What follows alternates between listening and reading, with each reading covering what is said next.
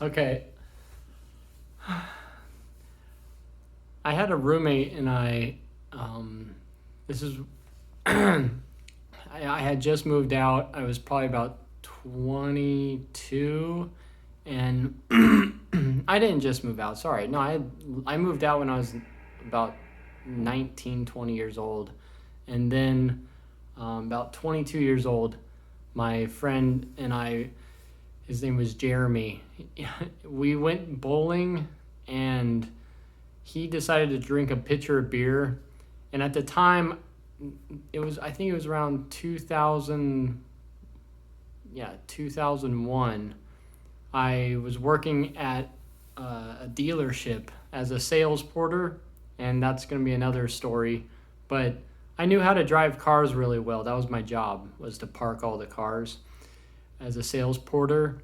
And so we go bowling, and he loved his Camaro so much. It was like I don't know, like an 86 Camaro, I'm guessing.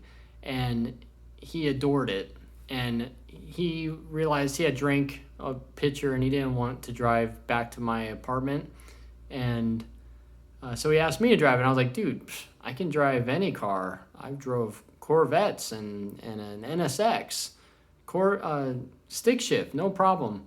So we get in his car, and I noticed as soon as I start driving it that the gas pedal was like this big, and then the brake is literally like right next to the gas pedal. I mean, they're like this. And so I noticed I had to be a little careful. And we only had to drive less than a mile from the bowling alley to my apartment complex. And so I'm pulling in. It's pretty high traffic. It's probably like, 4 o'clock. And there's like all these cars. We pull up to a stoplight, and there's a car in front of me. It's an Acura RL. It is a nice car. And it's sitting in front of me, and I go to stop, and as I'm stepping on the brake, I step on the gas pedal too. And it starts power braking. Like I'm trying to stop, but then I'm hitting the gas too. So the car's like peeling out and stopping, and it's like, it's a V6. It's nothing crazy fast, but it's burning out. And the car's sort of moving, and I'm trying to stop, and he's like, just stop the car, dude. I'm like, I'm trying to stop. It won't stop. At this point, I'm standing like on the brake, but I'm slamming on the gas too. So now the car's like just burning out, and the car, and it's inching closer and closer to the car in front of me, and I'm just sweating bullets and straining really hard. And he's like, dude, stop. And I mean, I don't know why he didn't pull the e-brake, but he had been drinking.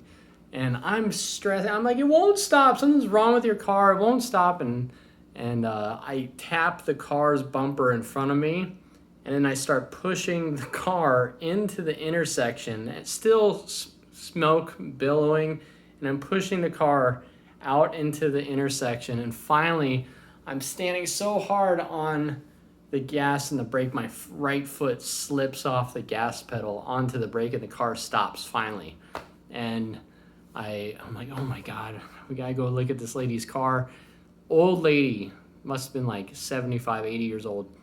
She gets out of her car, we get out, Jeremy's like staggering over, and we both look at the bumper, and there's no damage. I must have gone so slow that it pushed in the bumper and hit the I don't know what it's called, the frame of the car, and didn't do any damage, and the bumper must have popped back out.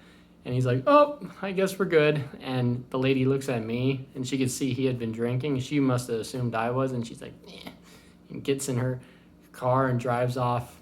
And that's the end of one of my embarrassing stories where nothing happened. It was just sweaty.